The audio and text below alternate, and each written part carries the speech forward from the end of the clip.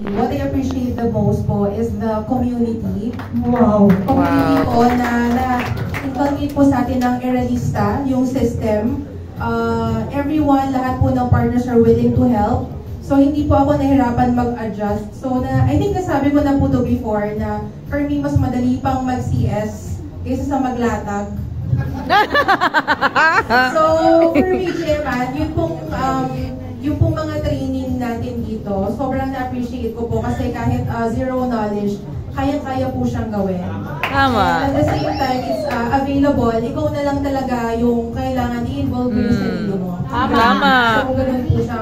Like nga sabi po as doctors, we train, we attend conventions, we had to pay, depende po kung out of the country pa yan or dito sobrang mahal po. Tama. Pero dito po, Jeman, thank you po sa inyo na you are very generous enough to all the members po to actually prepare something like this for the partners, yung pong mga training na walang sawa po ninyong ini-impart po sa lahat ng members.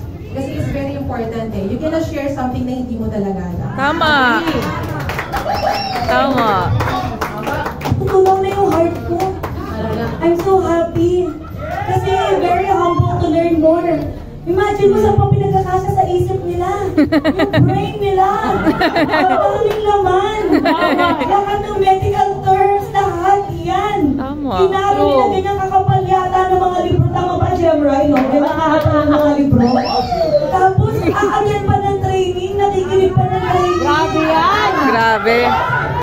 Super humble. Wala na akong masabi ko din salute, Doc. Doc, last message or gusto mong iwan ng message sa lahat ng partners na nandito for tonight? Actually, marami pong pwedeng i-share. Pero yung gusto ko lang po i-summarize into 3. So, number 1 is, I want to share that health is wealth. Basically, we want healthy money. It's beyond earning. So we have to make sure that we are healthy. So let's use our products because our products are actually natural, healthy. Hindi na siya kailangan sabihin eh. Kasi, like I said, as doctors, it's already part of the PPD. So yun na po yung pinaka-Bible sa medicine. So wala na pong question in terms of legitimacy, in terms of credibility. Done deal na po yun. And then next is you have to, so you have to practice what you preach, so you have to be the picture of that wellness po. Wow.